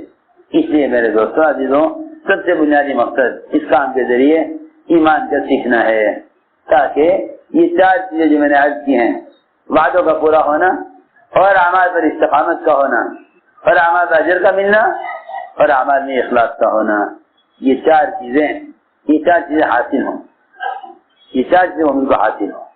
اور اسی میں کوئی شک نہیں کہ ایمان میں کمال پیدا کرنے کا دعوت ہی راستہ ہے. ایمان میں کمال پیدا کرنے کا دعوت ہی ایک راستہ ہے. ایمان میں کمال پیدا کرنے کا دعوت ہی ایک راستہ ہے. آج کل لوگوں کے دلوں میں مختلف اشکالات, اعتراضات, خیالات پیدا ہوتے ہیں. کہتے ہیں کہ دعوت ہی ایک راستہ ہے, کیونکہ وہ سمجھتے ہیں کہ دعوت کا کام وہی جو تبلیغ والے کر رہے ہیں. سنو میں کیا کہہ رہا, معترض کے اعتراض کا کی اصل وجہ یہ ہے کہ وہ اس کام کو اس زمانے کے جماعت کے لوگوں کے کام کو سمجھتا ہے کہ ان کا کام ہے, اس لیے مختلف قسم کے خیالات, اعتراضات پیدا ہوتے ہیں. اگر ذرا یہ غور کیا جائے کہ دعوت اللہ محمد صلی اللہ علیہ وسلم اور آپ کے صحابہ کا طریقہ ہے, تو اس اشکال کرنے پر شرم اور خوف پیدا ہوگا. اسے اعتراض کرنے پر شرم اور خوف پیدا ہوگا. شرم تو یوں آئے گی کہ ارے صحابہ پر اعتراض کر رہا, اور خوف بھی پیدا ہوگا کہ ارے صحابہ کے عمل کا انکار کر رہا. دونوں سے صحیح ہے. میں کیا کہہ رہا ہوں؟ اگر یوں کہا جائے کہ دعوت ہی ایمان کے بننے کا ذریعہ ہے تو شیطان دلوں میں تو اشکال پیدا کرتا ہے. اس لیے کہ آدمی سوچتا ہے کہ یہ بھی تو راستہ ہے، یہ بھی تو راستہ ہے، یہ بھی تو راستہ ہے، یہ بھی تو راستہ ہے، اور بھی تو شعبے ہیں. حالانکہ دعوت کے اس کام سے کسی شعبے کا انکار کا تو تصور بھی نہیں ہے. اگر یہ غور کیا جائے کہ دور صحابہ میں ایمان میں کمال پیدا کرنے کا کیا طریقہ تھا، اور کوشش کر کے سارے ایمان والوں کو اس طریقے محنت پر لایا جائے، بجائے اس کے کہ آدمی اعتراض کر کے کام سے خود بھی رک جائے، دوسروں کو بھی روکے. کتنی آسان بات ہے کہ کام کو صحابہ کی سیرت میں دیکھ لو تو معلوم ہو جائے گا کہ ہاں دعوت ہی ایمان کے بننے کا اصل ذریعہ ہے. معلوم ہو جائے گا کہ دعوت ہی ایمان کے بننے کا اصل ذریعہ ہے. ہمارے ایسا فرماتے تھے اس کام کا کوئی نام رکھتا تو اس کا نام تحریک ایمان رکھتا کہ یہ محنت اپنے ایمان میں کمال پیدا کرنے کے لیے ہے. اور یہی وجہ ہے کہ صحابہ کرام اپنے ایمان کی تجدید کے لیے، اپنے ایمان کو تازہ کرنے کے لیے صحابہ کو دعوت دے کر گشت کے ذریعے ملاقاتیں کر کے انہیں مسجد میں لے کر آتے تھے ایمان سیکھنے کے عنوان پر. یہ ایک نہیں متعدد صحابہ کا معمول ہے، یہ ایک نہیں بلکہ بہت سے صحابہ کا معمول ہے. حضرت فرماتے تھے یہ کام میں اس لیے کرتا ہوں تاکہ میرے ایمان میں ترقی ہو. یہاں بیٹھ کر غیب کے تذکرے کرنا، اس سے ایمان میں کمال پیدا ہوتا ہے. تو اگر یہ کہہ دیا جائے کہ دعوت اللہ ہی ایمان میں کمال پیدا ہونے کا ذریعہ ہے تو اشکال وہ کرے گا جس کے سامنے صحابہ کا عمل نہیں ہے. معاذ بن جبل سید العلماء، معاذ بن جبل سید العلماء گشت کرتے تھے مسجد سے باہر اور خوشامد کرتے تھے لوگوں کی، کہتے تھے آؤ ہمارے ساتھ بیٹھو اگر پر ایمان لائیں گے. جی ملاقاتیں کرتے لوگوں سے. عبداللہ بن رواحہ کے عمل سے تو یہ معلوم ہوتا ہے کہ حضور اکرم صلی اللہ علیہ وسلم نے اس عمل کو پسند فرمایا ہے. اس عمل کو پسند فرمایا ہے. معلوم ہوتا ہے کہ حضور اکرم صلی اللہ علیہ وسلم نے اس عمل کو پسند فرمایا ہے کہ گشت کے ذریعے ایمان والوں کو مسجد میں ایمان کے حلقوں پر لا کر جمع کرو. اس کو حضور اکرم صلی اللہ علیہ وسلم نے پسند فرمایا. دیکھو میں کیا کہہ رہا، کسی اعتراض کی کوئی گنجائش. اور تو بیچارے ناواقف لوگ ہوتے ہیں جو حقیقت سے ناآشنا ہونے کی وجہ سے اس طرح کی باتیں اڑاتے رہتے ہیں. حالانکہ کام جماعت کا نہیں، کام تو صحابہ کا ہے. کام جماعت کا نہیں، کام صحابہ کا ہے. جب صحابہ کا ہے تو ہر امتی کا ہے، کیونکہ قرآن نے تو عام اعلان کر دیا کہ ایسے ایمان لاؤ جیسا ایمان صحابہ لائے ہیں. آمنو کما آمن الناس. ایسا ایمان کیسے لاؤیں کہ ایسا ایمان ایسے لاؤ جیسے صحابہ لائے. جی ہاں، کمیت کی طرف بھی اور کیفیت کی طرف بھی، دونوں کی طرف اشارہ ہے. کیفیت کیا ہو ایمان لانے کی کہ صحابہ کو دیکھو، کمیت کیا ہو ایمان میں کہ صحابہ کو دیکھو. کمیت میں بھی ایمان میں صحابہ نمونہ ہے، کیفیت میں بھی صحابہ نمونہ ہے. اتنا آسان ہے سمجھنا. تو میں نے عرض کیا کہ حضور اکرم صلی اللہ علیہ وسلم نے حضرت عبداللہ بن رواحہ کے عمل کو پسند فرما کر بتلا دیا امت کو کہ ہاں یہی ایمان کی سیکھنے کا طریقہ ہے. کیونکہ جب انہوں نے لوگوں سے کہا کہ آؤ میرے پر ایمان لائیں گے تو ایک صاحب کو اشکال ہوا کہ ایمان تو ہم لا چکے، اسلام میں داخل ہو چکے، اب کون سا ایمان لائیں؟ اب کون سا ایمان لائیں؟ ایمان تو لا چکے ہم. انہوں نے آ کر حضور اکرم صلی اللہ علیہ وسلم سے عرض کیا کہ ابن رواحہ کہتا ہے ہم سے کہ آؤ ایمان لا لیں گے، ہم تو آپ پر ایمان لا چکے، یہ کون سا ایمان ہے؟ آج بھی مسلمان کا یہی حال ہے کہ بھائی ہم تو سارے مسلمان ہیں، دعوت دینے سے جا کے کافروں کو دعوت دو. کیا بتاؤں میں آپ کو. حضرت فرماتے تھے انبیاء علیہ السلام نے کفار سے زیادہ محنت اپنے اتباع کرنے والوں پر کی ہے. یہ زمانے کی لوگوں کی غلط فہمی ہے کہ وہ سمجھتے ہیں کہ صحابہ کے اور انبیاء کی محنت کا میدان صرف کفار تھے. یہ خیال بالکل غلط خیال ہے. غیروں سے کہیں زیادہ محنت ایک مسلمان کو مسلمان باقی رکھنا غیروں کے اسلام میں داخل کرنے سے زیادہ اہم ہے. ایک بڑی شہر کی آبادی کے کفار اسلام میں داخل ہو جائیں یہ اتنا بڑا اہم مسئلہ نہیں جتنا ایک مسلمان کا اسلام سے مرتد ہو جانا ہے. اور آپ جانتے ہیں کہ یہ بات مشاہدے میں ہے اور نظر آ رہی ہے کہ اس وقت عالمی سطح پر اسلام میں داخلے کی وہ تعداد نہیں جو اسلام سے نکلنے والوں کی تعداد ہے. صاف بات کھلی آنکھوں نظر آ رہا ہے. اسلام سے نکلنے والوں کی تعداد. اللہ اکبر. آپ سوچئے جو آدمی ڈوب چکا ہے, ڈوبا ہوا ہے, اس کا نکالنا زیادہ ضروری ہے یا جو آدمی گر رہا ہے پانی کی طرف اس کو روکنا زیادہ ضروری ہے؟ ڈوبے ہوئے کا نکالنا اس سے زیادہ اہم ہے کہ مزید لوگوں کو گرنے سے بچایا جائے. آپ جانتے ہیں کہیں وبا پھیل جائے تو وہاں سے بیماروں کو تو بے شک علاج ہوتا ہے, لیکن صحت مند لوگوں کو وہاں سے الگ کر دیا جاتا ہے. ان کو تو بچاؤ, ان کو تو بچاؤ. پہلے جو بچے ہوئے ہیں گاؤں کے گاؤں ارتداد کی طرف ہیں, اور بیچارہ مسلمان, میں تو نماز پڑھتا ہوں, میں تو ذکر کرتا ہوں, میں تلاوت بھی کرتا ہوں. ہاں تم سب کچھ کرتے ہو, اللہ تم سے امت کے بارے میں پوچھیں گے. ایسا نہیں ہے کہ تمہیں تمہارے اعمال پر چھوڑ دیں, ایسا نہیں. تم نے آیا منکر کو ختم کرنے, معروفات کو قائم کرنے کے لیے کیا کوشش کی ہے؟ اپنی ذات سے اعمال کا کرنا دین کی نصرت نہیں ہے. اپنی ذات سے اعمال کرنا دین کی نصرت نہیں ہے. اپنی ذات سے اعمال کرنا دین کی نصرت نہیں ہے. اپنی ذات سے اعمال کو کرنا دین کی نصرت نہیں ہے. تو میرے دوستو عزیزوں, میں نے عرض کیا کہ غور کرنا پڑے گا کہ صحابہ کرام کا طریقہ محنت کیا ہے. ایمان والوں کو ایمان پر باقی رکھنا اور خود اپنے ایمان میں کمال پیدا کرنا, یہ اس کے ذمہ سب سے پہلا فریضہ ہے. تو حضور اکرم صلی اللہ علیہ وسلم نے حضرت رواحہ کے عمل کی تعریف کی. فرمایا ہاں وہ حلقے قائم کرنا چاہتا ہے کہ جس کو دیکھ کر اللہ تعالیٰ فرشتوں کے سامنے فخر فرماتے ہیں کہ دیکھو میرے بندے کو, دیکھو میرے بندوں کو کہ یہ میرے گھر میں جمع ہو کر میرے تذکرے کر رہے ہیں. اسی میں عباس فرماتے ہیں کہ ہم اللہ کا ذکر کریں یہ تو بے شک بڑی بات ہے, لیکن اس سے بڑا ذکر یہ ہے کہ اللہ ہمارا ذکر کریں. اس سے بڑا ذکر کیا ہے؟ ولا ذکر اللہ اکبر, ولا ذکر اللہ اکبر واللہ یعلم ما تصنعون. ولا ذکر اللہ اکبر واللہ یعلم ما تصنعون.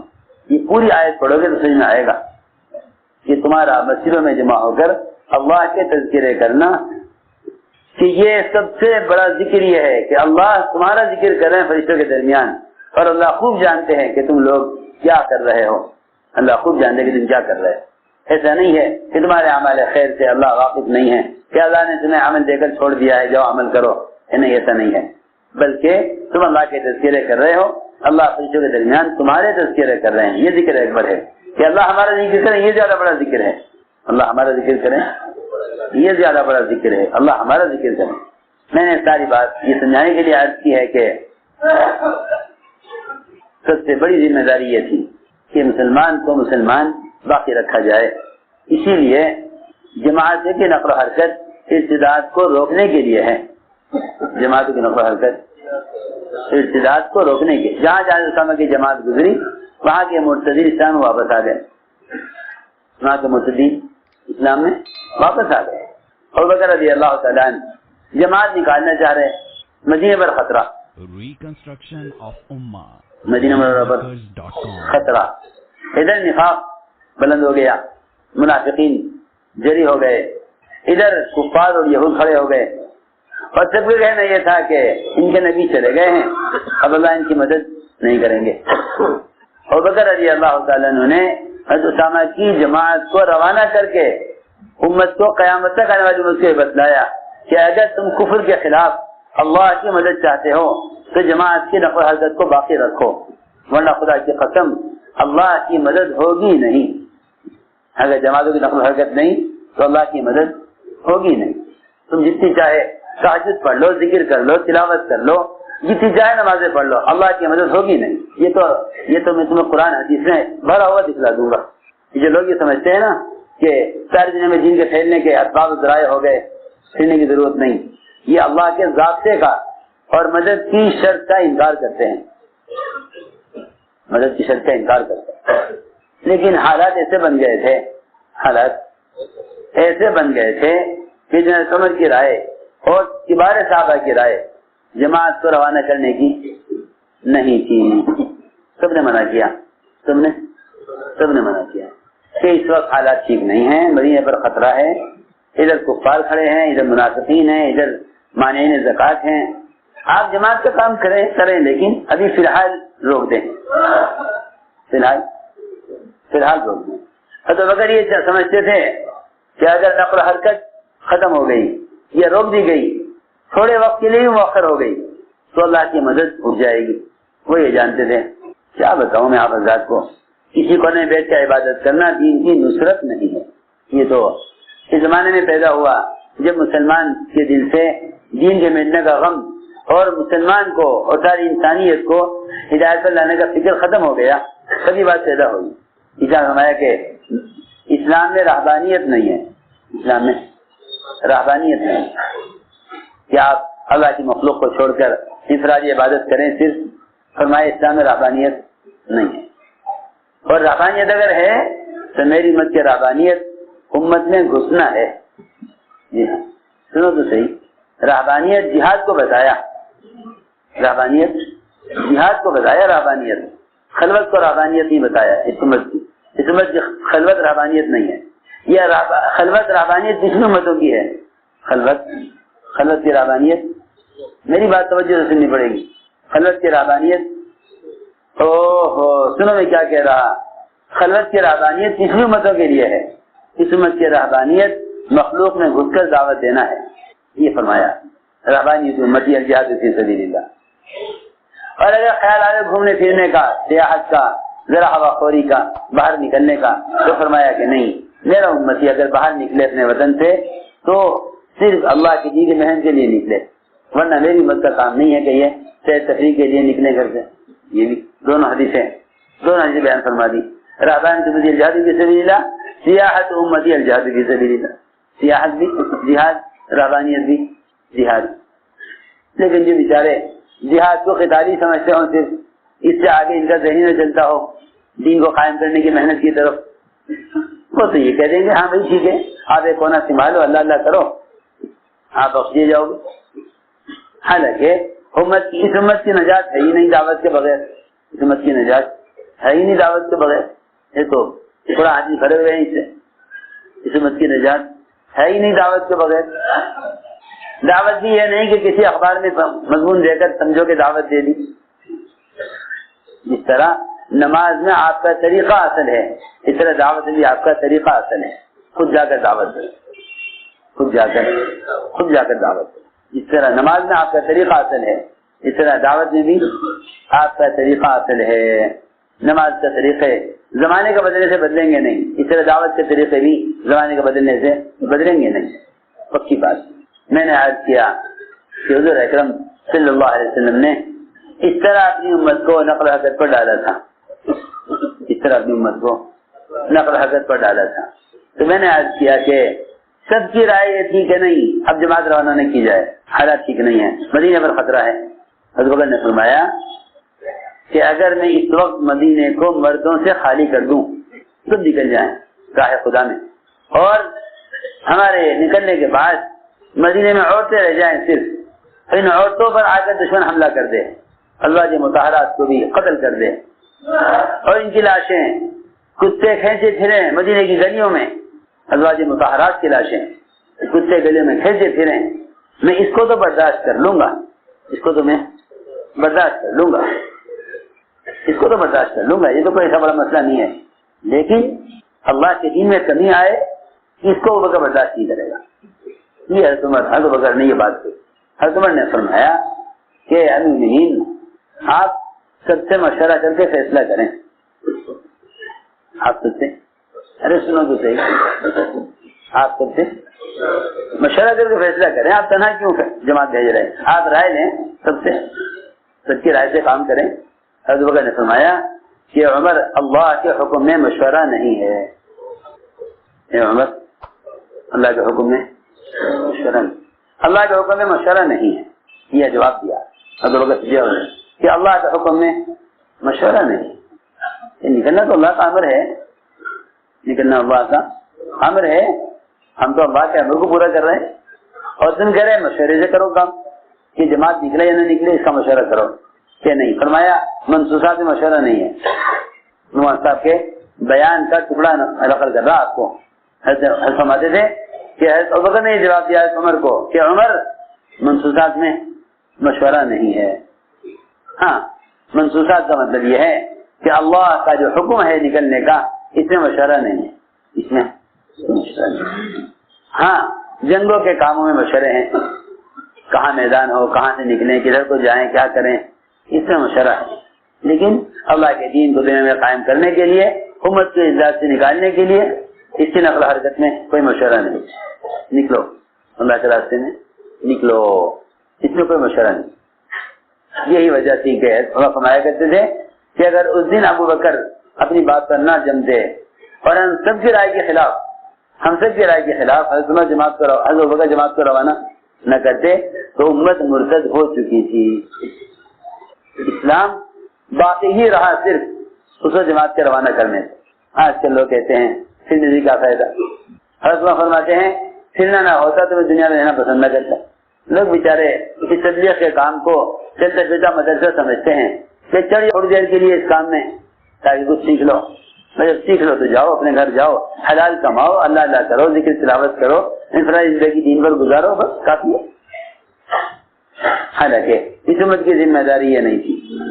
اس امت کی ذمہ داری دعوت عبادت کو جمع کرنا تھا. دعوت عبادت کو جمع کرنا تھا کہ دعوت عبادت کو جمع کرو, یہ اس امت کی ذمہ داری ہے. اگر ایسا کرو گے تو تمہارے دین میں پختگی باقی رہے گی. تمہارے دین میں پختگی باقی رہے گی. اگر دعوت عبادت کو جمع رکھو گے تو تمہارے دین میں پختگی باقی رہے گی. ورنہ جو آدمی دوسروں کو حق کی طرف بلانا چھوڑ دیتا ہے وہ باطل کی دعوت کو قبول کر لیتا ہے. بہت آسان بات ہے. آپ اپنے گھر میں محلے والوں کو دعوت دے دیں. آج محلے والے کیا ایک آدمی کو دعوت دیں, اپنے گھر میں بلائیں. آپ کیا آج آپ کو کھانا میرے ساتھ کھانا ہے؟ کیا آپ اس دن کسی کی دعوت قبول کر سکتے ہیں؟ نہیں سکتے. جی میرے گھر مہمان آ رہے ہیں, میں کیسے آ جاؤں؟ ایک آدمی صرف دیکھو, جب ایک کھانے کی دعوت پر آپ کسی کو بلا لیں, اس دن آپ کسی کی دعوت قبول نہیں کر سکتے تو کتنی آسان بات ہے کہ جو سب کو اللہ کی طرف بلاوے وہ کسی کی باطل کی دعوت کو قبول کر لے گا. کتنی آسان بات کہ آدمی حق کے طرف داعی ہوگا باطل کی دعوت سے محفوظ رہے گا. جو حق کے طرف داعی نہیں ہوگا وہ باطل کی دعوت کو قبول کر لے گا. یہ حقیقت ہے. اس لیے فرمایا کہ اپنے آپ کو دعوت میں مشغول رکھو. ایک موقع ایسا آیا ایک آدمی مالک رضی اللہ تعالیٰ عنہ تبوک سے پیچھے رہ گئے. غسان بادشاہ نے دعوت دے دی, ارے ہمارے پاس آ جاؤ. ہاں سوچے دوسرے سارے تقاضے پر چلنے والے ایک تقاضے پر نہ گئے تو بادشاہ کو جرأت ہو گئی, ہمت ہو گئی کہ انہیں اپنے پاس بلاؤ. لیکن وہ صحابہ تھے تو اسے میں نے عرض کیا کہ عزم کرو کہ انشاءاللہ ہمیں پورے دین پر چلنا ہے. وہی بات ہے جو میں شروع سے عرض کر رہا کہ وعدہ اور کامیابی کمال دین پر ہے. ہر سمجھتے تھے جس طرح حالات بے دینی سے آئیں گے اس طرح حالات ناقص دین سے بھی آئیں گے. جیسے حالات ناقص دین پر بھی آئیں گے جیسے حالات بے دین. اور دین کا ضابطہ یہ نہیں ہے کہ آپ کو 10% دین ہے 10% کامیابی لے لو. ارے ایسا ہوتا 10% کامیابی کافی تھی. یہ خیال باطل جاہلوں کا خیال ہے کہ 10% دین ہوگا 10% کامیابی, 50% دین 50% کامیابی. ہرگز ایسا نہیں ہے, بلکہ 100% دین پر کامیابی کا وعدہ ہے. اور دین اگر ناقص ہے تو 100% ناکامی کا خطرہ ہے. 100% ناکامی ہوگی اگر دین 100% نہیں ہے, اور اگر دین 100% ہے تو کامیابی ہوگی. اس لیے عزم کرو, ارادے کرو کہ انشاءاللہ ہمیں اس نقل حرکت کے ذریعے اپنے آپ کو بدلنا ہے اور ماحول کو بھی بدلنا ہے. کر کے فرماؤ جو علماء سال لگائے ہوئے ہیں وہ عرب کے سال کے ارادہ فرمائیں. 3 سال ہیں علماء کے, ایک اپنے ملک کے لیے, ایک سال عرب ملکوں کے لیے, اور ایک سال مغربی ممالک کے لیے, یورپ کے لیے. ہمت کر کے فرماؤ جس سال کے لیے آئے وہ سال پیش کریں. جو 4 ماہ لگائے ہوئے ہیں وہ بیرون کے ارادہ فرمائیں کھلے خط کے ساتھ. بسم اللہ الرحمن الرحیم. السلام علیکم.